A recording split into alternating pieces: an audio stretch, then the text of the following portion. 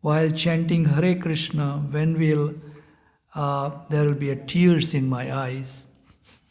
When will I obtain the mercy of Lord Nityananda, Chandra?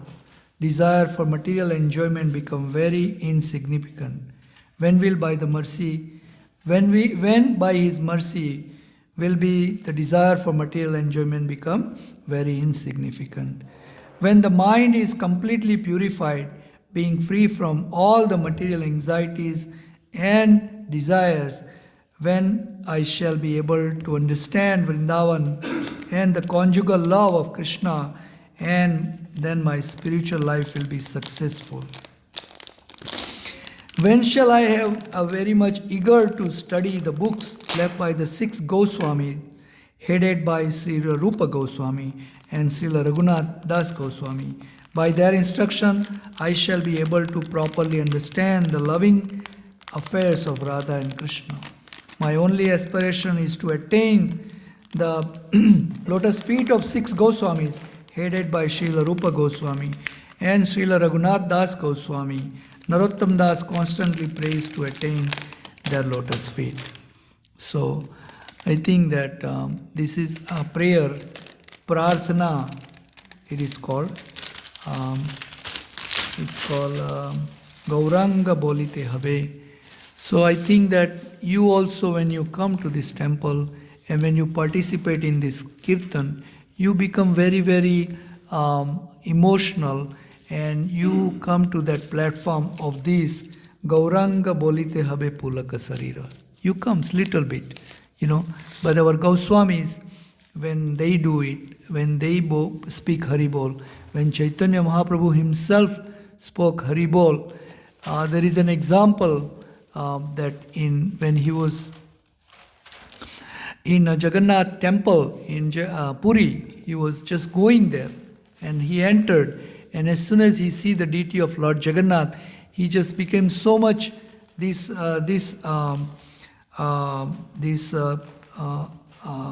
position or this stage he came, and he said Jagana, he just said Jaga, Jaga, Jaga, Jaga, Jaga, and he fell down and he became unconscious. You see, in the memory, in remembering Lord Jagannath. So that's what it is, that Gauranga Bolite Habe Pulaka Sarire, that your body becomes very, very much with Pulaka, means the hairs on your body becomes stays up like a raised up, on it ends.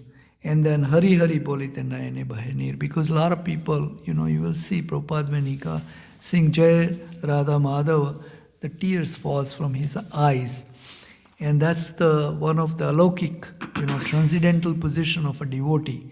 That's where you can say, So here also, this, but you cannot have this happen without mercy of Lord Nityananda. This is more guaranteed, that if you have a Lord Nityananda's mercy on you, then only that position comes. That's why Narottam Das Thakur says, when will that happen? When will you be doing that mercy on me? And when will that mercy on me, that I have all this material desire, go away from my heart? Because currently we are with so much material desire, filled up our heart completely. So when will that happen? Please have some mercy.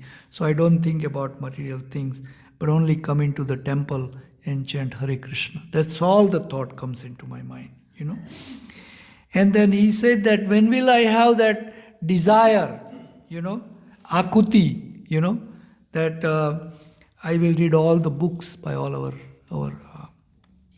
Goswamis, Rupa Raghunatha, Rup Sanatan, Jiva, Raghunath Das, Raghunath Bhatt and Gopal Bhatto, 6 Goswamis. And when will that happen? So this is what, and when will I serve you? That those are the desires. So there is the same desire we mimic, means we also copy. Like, we follow in their footstep of Narottam Das Thakur to get this desire, because our heart is very, very, just like, what is our heart is like? Stone, patthar, Our heart is just like that, not melt, So much desire that it becomes so like a stone-like, doesn't melt. And that's why he's asking that, please have the mercy, so it can melt. That's all. So, chapter क्या है? 5, 4, chapter 4, and it's going to be 11, 12. 17. We will start with 17. 17, 18, and 19. 19 today we read and we finish everything. So I would. So Srimad Bhagavatam we read every Saturday, and we are currently in Canto 4. I mean Canto 5. And there's going to be how many cantos in Srimad Bhagavatam? 12. How many cantos? 12 cantos. Yeah. And Prabhupada translated up to the 10th canto, halfway. 17. And then he, 11th and 12th. Yeah, 17, 18, and 19 we're going to talk today. And so, this is the 5th canto, And in 5th canto, it is talked about Rushabdev Maharaj. I have picked this topic. It's a philosophy, because we hear this Srimad Bhagavatam, right? And it's okay, I was hearing, but I also repeat this here that, that Gokarna, you remember the story about Srimad Bhagavatam, and there is one more time. Srimad Bhagavatam has been retold so many times, you see. And there is one time, there is a boy named Dundukari, and his mother's name is Dunduli, And his father's name I forgot, but his father is a Brahmin, And then this Dundukari was very, very, very, very wretched person, very, very bad. So what he used to steal, used to cheat, So what happens is Dundukari was so much doing bad karma, but initially, so his mother also was very, kind of a wicked. She never wanted to have a child, So his father wanted the child, because in our sanskaras, in our shastras, our scriptures, it has been said that putra what does a putra does? Pindadana, for the father. So the father desire for the son, So he wanted the son. So one time he met one of the Muni in the jungle, and during that time he asked that he was very morose, although he was a devotee. So he said, "What's the problem?" He said, "I don't have a son. Who is going to do my last rituals? Pindadan kaun karega?" So then he asked that, "What shall I do?" He said, the Muni, the Rishi Muni, he said that, "I can do this. What I will do is, I will give you a son. Here, this one apple, and then you let your wife eat this, and she will have a son." But his wife, when the Brahmin came to the home, she didn't want to go through all these problems. What? To become pregnant, stay 9 months, and raise up the child. So she actually told her sister that, "Hey, my husband has done this, and I really don't want to get pregnant, So why don't you?" So her sister also was just like her, Dunduli. So she advised her that, "I'm pregnant. So when I have a child, why don't you tell your husband, I'll give my child to you, and you tell her this one." Say, "What do I do with the apple?" Say, "You feed it to the cow, So she took the advice of her sister and feed the cow an apple, and then a cow became pregnant, and she gave a birth to a son who has a ear just like a cow, and his name was Gokarna. Go means cow and Karna means ears. you know. So he comes out. But he was a very, very dharmatma, following the religion, devotee of a god, you know. So this happened, this goes on, and the Dundukari, which is the son of his sister, he was a very, very bad person, you know. She lent her, he said, I'll get pregnant again, don't worry about it. And then you can have my son, you don't have to go through all this pida, the dukkha.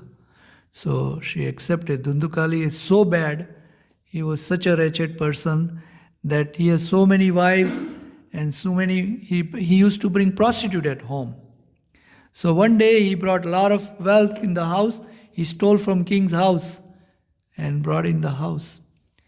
And so this prostitute thought that if the king will find out about all this wealth, he brought it from his kingdom, with him they'll kill us too. So why not we kill him?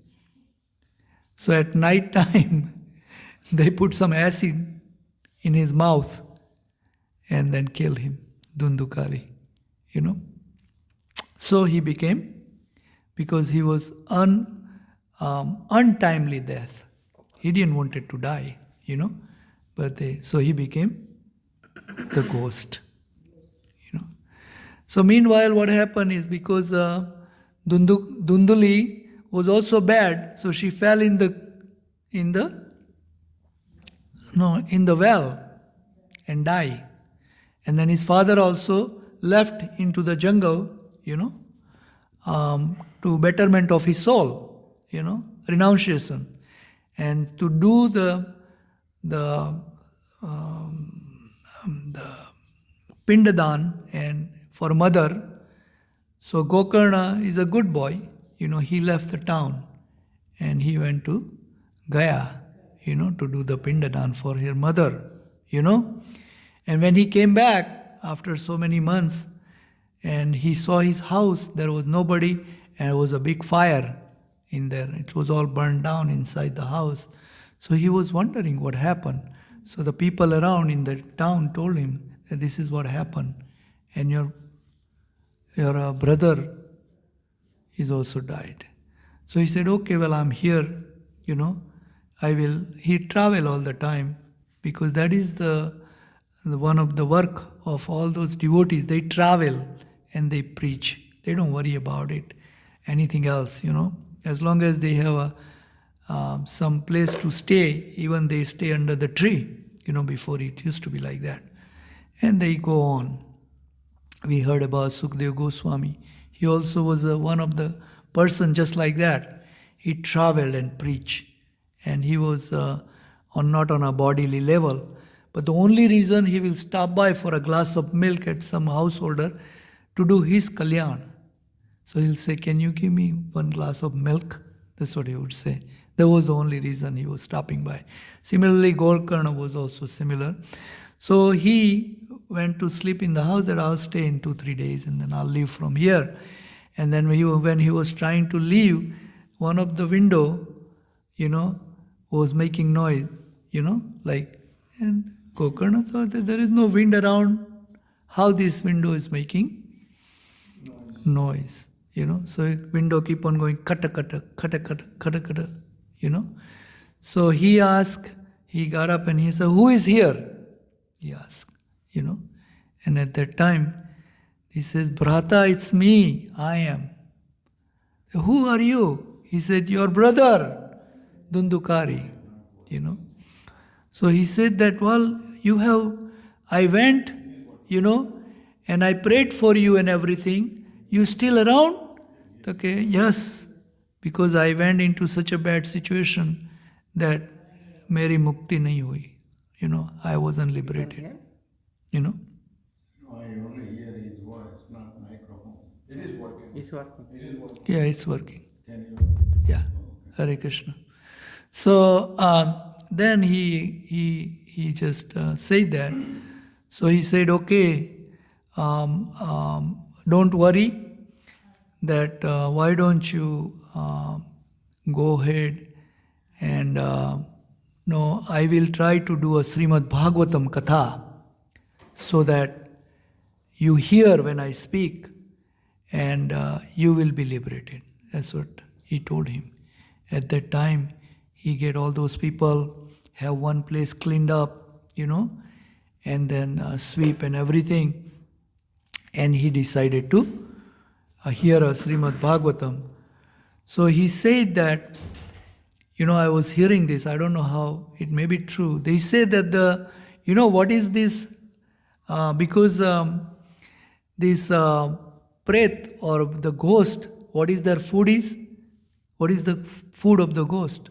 They cannot eat anything. Whatever you spit, they eat. That is the situation of the pret. That is the situation of a ghost. आप जो मुंह से थूकते हैं तो वो उसका food.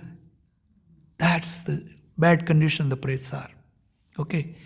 And that's why, we offer Pindadan, and we also do every year for our grandparents also, our fathers also, whoever has left, because they are in very precarious condition if they are not liberated. And that's why we all should offer, this Pindadan, or क्या बोलते हैं उसको?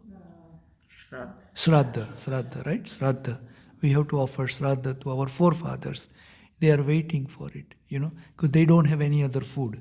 So when you give them this food, offer it, then they really pleased, So what happened is Gokarna, he started doing this Bhagavatam Katha. So he told him that I cannot, where would I sit, where would I sit? So he said, don't worry, I will tell somebody to get bamboo stick, and you get into that bamboo stick and hear it, so that nobody will see you. And so he heard the Srimad Bhagavatam Katha for 7 days, and then every day one of the knot of that keep on breaking, and in 7 days all the 7 knots are gone. And then there is that he became, people can see, those people who were hearing, they can see that he was gone. He became as a Vishnu Dut, and he left, So then all the people other who were listening, they were asking that we also listened to this Bhagavad Katha for last 7 days, but how come we didn't get to go to that plane and go to the, right, to the Vaikuntha Lok? So then he said, Gokarna says that because you did not hear this Bhagavad Katha as my brother heard it, put completely immersed into it, and all he heard is that, nothing else. If somebody spoke, he didn't hear it, So then he says, okay, now I'm going to also promise you that you can hear it with this, with this interest and immersement into it, subdued completely into it. Then it will be, you will be also. So the Gaonwala, the people in the village, they agreed. He said, okay, can you do it again? So he again did it. And at that time, all the people in the village also heard with so much, intensely immersed into it, completely. So then they also get liberated. Then. So this is the importance of hearing Srimad Bhagavatam. We may say that how come it's not benefiting me? How come it is not interesting me? And how come this is all happening? But this is happening to us because we are so much into materialism, and we don't want to quit this and listen to this. You see, that's the reason. So much papas are keep on going. Papa Vritti, we will be seeing later on in Rishabhdev Maharaj is also talking. Similarly, whenever you come here, you lend your ears to Srimad Bhagavatam. That is the number one priority, So, however the time, 15, 20, 30 minutes, you get immersed into it. You see what we are talking here. You see, I may be talking, I may not be perfect. There may be so many faults in me, you see. But this, what I read, is perfect. If you hear it, I am just a medium through which you are hearing. But if I speak, from a right source, because this is the right source actually speaking. Srila Prabhupada has given this to us, and then I'm just speaking. That's it. So if you hear this pure thing, it is going to work, right? So that's why I hear. So in the previously we have talked that Rishabdev Maharaj also is incarnation of a God, Krishna. He's also incarnation of Krishna, right? We are hearing that, and then his father also was a very, very big king, very pure devotee, and through the devotional service only, he invited Rushabdev Maharaj. Because of his devotional service, he been able to get these pure Brahmins to pray for, to have Rushabdev in his house. His mother's name is Jayanti, and they have 100 sons, Rushabdev and Jayanti has. And they leave the Varnashram Dharma. They follow the Varnashram order. Although he was a Krishna himself, supreme personality of Godhead, but he lived the life to show us that while he was in Varnashram, he was a Gruhastha, and he was born into this family. So he still, he followed this Varnashram, because you can see this Varnashram is so important for all. Varna and Ashram, right? That spiritual order of life, and and uh, and and the spiritual order of life, that is like you start with brahmacharya and like that, right? And then the social order of life, like Vaishnav, and I mean Brahmin, and then Vaishya, Kshatriya, Vaishya, and Sudra. That is a social order of life. That is Varna and Ashram. You see, what ashram we are in? We are Gruhastha, and what Varna we are in social order?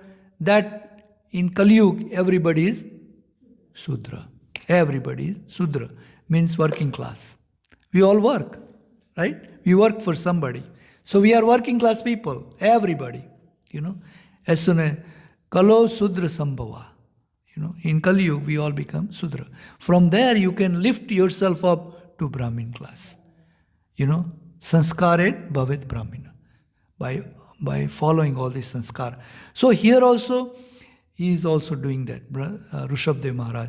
And you can see in Bhagavad Gita also, Krishna also says, Chaturvarna maya system, guna karma vibhagasa. According to your guna, quality, karma, activity, I have divided this society into guna karma vibhagasa, Chaturvarna, char varna, and charnashram, This is. So here it says, so in text 17, Om Ajnanatimirandasya Jnananjana Samalakaya Chaksurananmilitena Yena Tasmai Sri Guru Vedma Sri Chaitanya Manovistam Sthapitam Yena Bhutale Swayam Rupa Kadamayam Dadanti Swapadantikam Vandeham Sri Guru Sri Yutapada Kamalam Sri Gurun Vaishnavamscha Sri Rupanga Sagrajatam Sahagana Raghunathanvitam Tam Sajivam Sadvaitam Savdutam Parijana Saitam Krishna Chaitanya Devam Sri Radha Krishna Padam Sahagana Lalita Sri Vishaka Nitamischa He Krishna Karuna Sindhu Dinabandhu Jagatpate Gopesa Gopika Kanta Radha Kanta Namosude Tapta Kanchan Gaurangi Radhe Vrindavaneshwari Rishabhanusute Devi Pranamami Hari Priye Vancha Kalpatarubhyasya Kripa Sindhu Devacha Patidanam Pavanebhyo Vaishnavebhyo Namo Namah Namo Mahavadanyaya Krishna Prema Pradayate Krishnaya Krishna Chaitanya Gauratvishe Namaha Jai Sri Krishna Chaitanya Prabhu Nityananda Jai Dvaita Gadadhara Srivasadi Gaura Bhakta Vrinde Hare Krishna Krishna Krishna Hare Hare Hare Ram Ram Ram Hare. So it says in our Shastra that we don't really know anything about this Shastra. We don't have any knowledge, So what we have to pray to Krishna and all our acharyas, so they can have a mercy and we can speak, because we don't have, So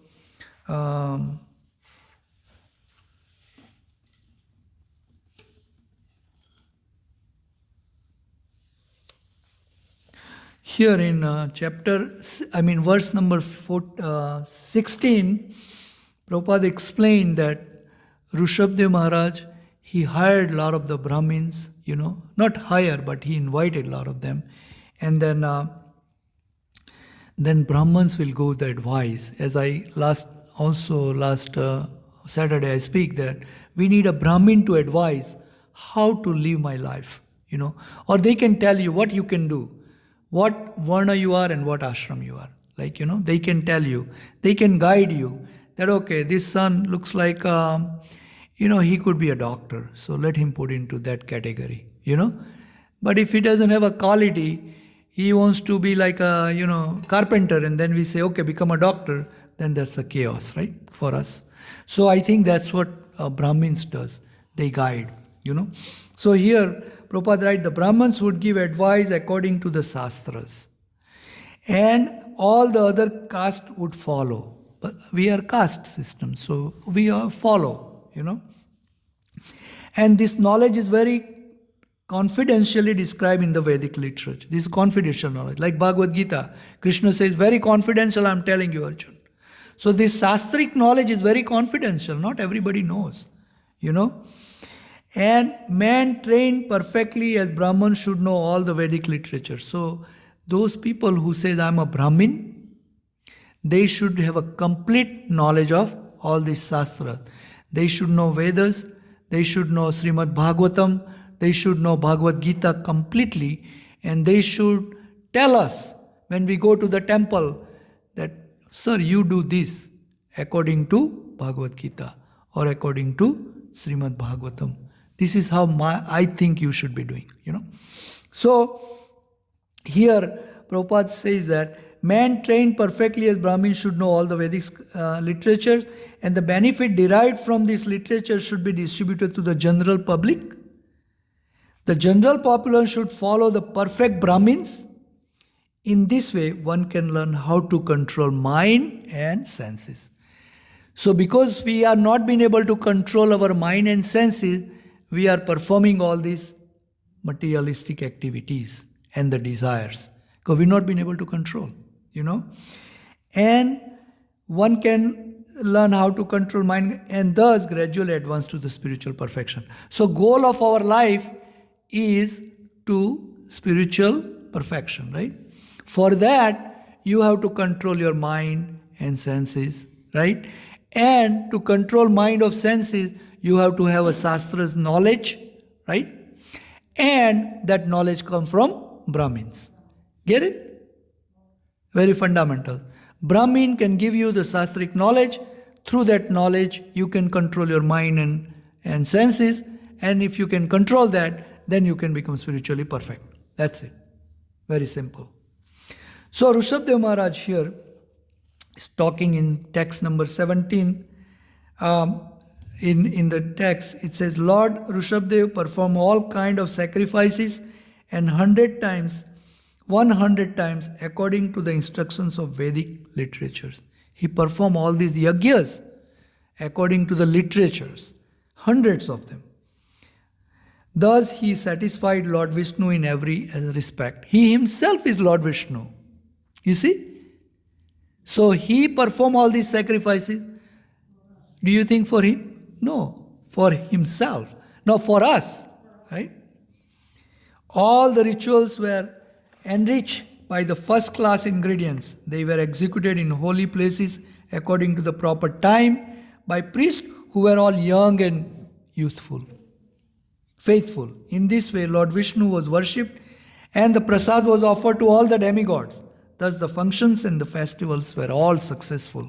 If you guys remember, Sunday we talk about these demigods, right? So here we read this, very nice. Purport by Srila Prabhupada. It is said, Kaumara achret pragyo dharman bhagavatan iha. We learned this when we were reading Canto 7. Prahlad Maharaj said this to us. A ritual should be performed by young men, even boys at a tender age, in order for the ritual to be performed successfully. If somebody wants to perform this yajna, then we have to depend on this young boy here. You see, I cannot, I'm old. You see, we have to have some young and faithful. That's another word. They have to be faithful, you know. They cannot be cheating us, right? Honest, they should be. You know, he can be telling us, oh, do this. No, he should be knowing very honestly, he should be leading us in this yajna. And that's exactly what here. From childhood, people should be trained in Vedic literature, especially in devotional service. In this way, one can perfect one's life. A Vaishnava does not disrespect the demigods. So we are Vaishnavas, we follow Lord Vishnu, right?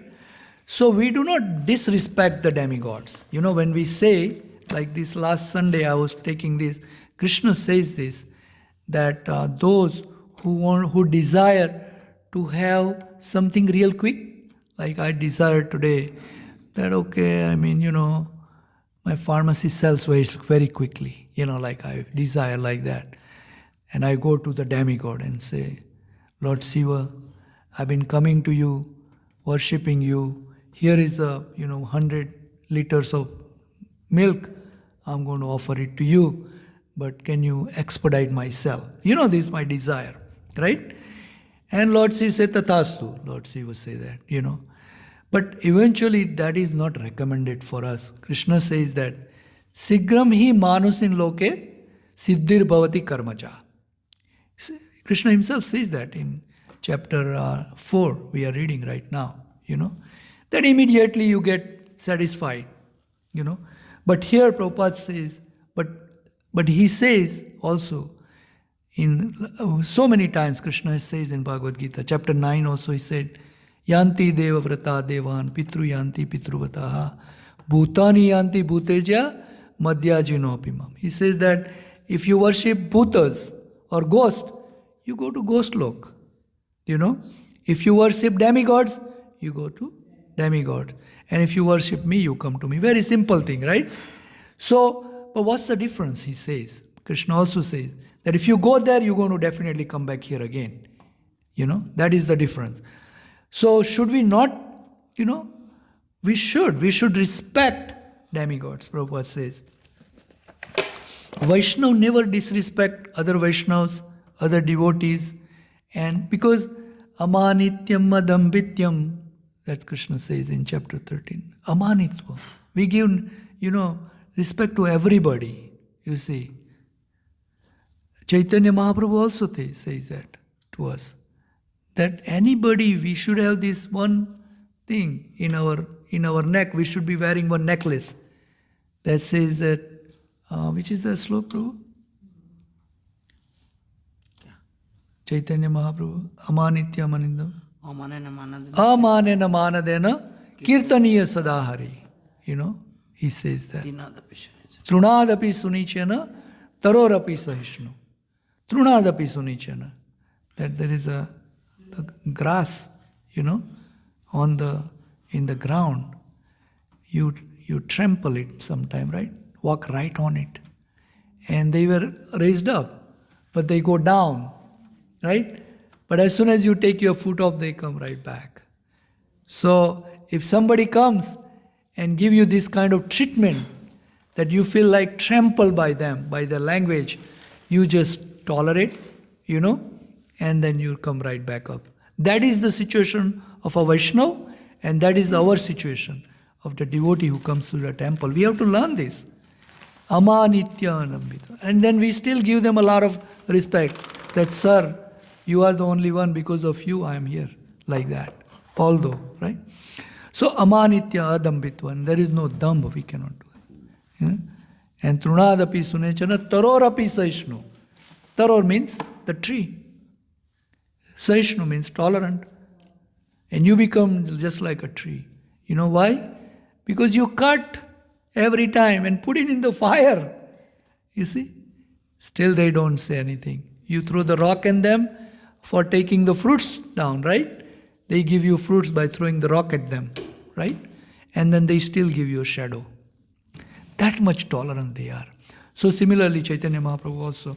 So here also, a Vaishnava does not disrespect them. But on the other hand, he is not so foolish that he accepts each and every demigod as the Supreme Lord.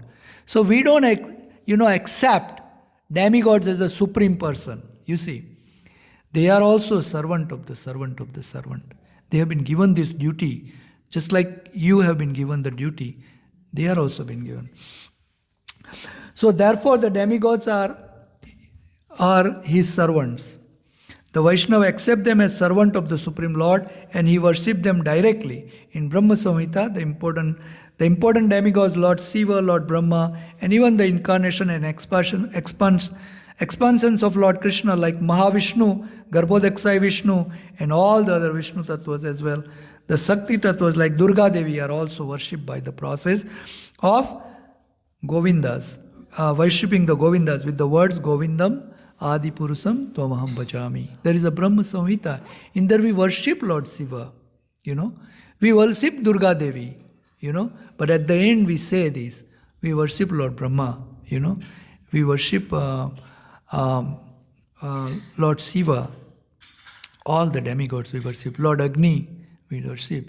But at the end we say Govindam Adipurusam Tomam Bhajami. That they are part and parcel, one of the part and parcel of Krishna. So that's the attitude a Vaishnava have. A Vaishnava worship the demigods in relation to Krishna, Govinda, not independently. Vaishnavas are not so foolish that they consider the demigods independent of the Supreme Personality of Godhead. Because all the powers in Brahma Samhita, it describes that is been given by Krishna to them, even Lord Ganesh. So, this is the confirmed in Chaitanya Charitamrita, Ekala Iswara Krishna or Sabhratya. Only Iswara or controller is Krishna. Everybody else is his servant. Doesn't matter who is demigod or how powerful they are. Doesn't matter. Krishna is more powerful than them, So in text 18 again, it says that no one likes to possess anything that is like a will or the wisp or a flower in the sky. So here it is explained, I'll read and then I'll talk just a little bit. When Lord Rishabdev ruled this planet of Bharatvarsha, even common men did not want to ask for anything at any time or by any means. And no one ever asked for will or the wisp. In other words, everyone was completely satisfied and therefore there was no chance of anyone's asking for anything. The people were absorbed in great affection for the king. Since this affection was always expanding, they were not inclined to ask for anything. So here in this purport, it says that Rishabdev, during the reigns of Rishabdev as a king, he ran the kingdom in such a way, and people are so much satisfied, they wouldn't ask for anything.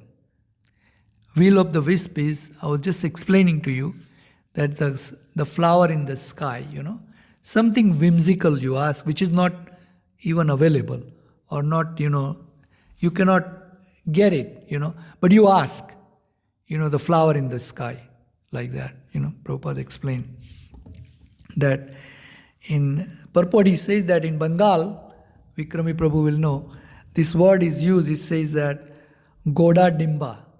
Goda Dimba means the eggs of the horse. That you will get the Goda Dimba means you will get the egg of the horse, right? Which is not, it's imaginary. Horse never give the eggs, right? But that's what is in a language they talk. So everybody was perfectly satisfied in the reigns of Rishabdev Maharaj. And as Prabhupada explained, that before there was no Europe, no America, there was no, it was only Lilavati verse, which was Pariksit Maharaj, who was the king, he was ruling this whole world like that, by himself. Can you imagine? He was the king, and it used to call Lilavati verse. There was a whole material world, this, what we see, he was ruling. Then it became Bharat and Bharatverse, and then Prabhupada also talked that during the Parshurams, when Parshuram appeared, he decided to kill all the Kshatriyas. You remember that? So he went after all the Kshatriyas, and those Kshatriyas chased out from Bharatverse into Europe. That's where all these Europeans are considered Kshatriyas. You can see.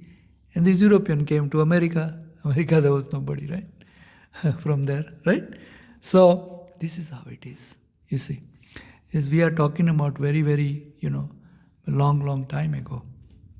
So here also Prabhupada mentioned that they were immensely supplied with all the necessities, all of them. So nobody, we were all satisfied, Ram Rajya we bolte hain na hum log, right? We call it Ram Rajya, means nobody is unhappy. Except that one Dhobi, he was unhappy, right? But nobody. So we are imagine of a Ram Rajya, right? That's what. So Rushabdev was very, very perfect king, and that was the thing was there, right? So in chapter 19, text 19, it says that once while touring the world, Lord Rushabdev, the Supreme Lord, reached a place known as Brahmavat. Brahmavat, he was visiting Brahmavat. There was a great conference of learned Brahmins at the place, and all the king's sons attentively heard the instruction of the Brahmins there. So Rushabdev Maharaj's all sons, they were also in that conference, and they were listening with attention. Prabhupada called it a rapt attention. They were listening to Brahmins. They were speaking there in the Brahmavrata. At that assembly, within the hearing of the citizens, Rushabdev instructed his sons. In that assembly, Rushabdev instructed his sons now about what is the life should be and what you should do. Although all these 79 sons of Rushabdev, they were all Brahmins. And they were above everything, but still he instructed them. So that is the philosophy we should be learning. He instructed them so that in the future they could rule the world very perfectly. That's the reason he instructed them to his sons. Thus he spoke as follows, and he spoke like this. That starts next chapter 5, which we will continue next week. Thank you very much. Hare Krishna. Any question comes to mind?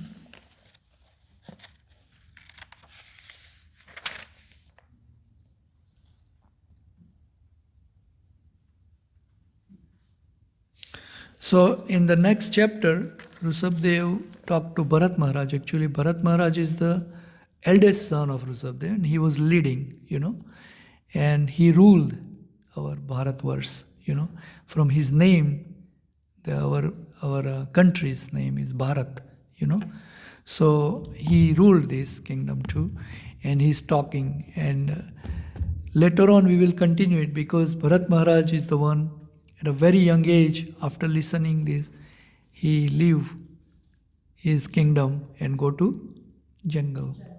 And then he attracted by the deer, and he become deer. Yeah. And then from deer he goes to become a Jad Bharat. So it is and then Jad Bharat, you will see on this 5th canto, there is a picture, because he was going to be killed by the devotees of Lord Durga.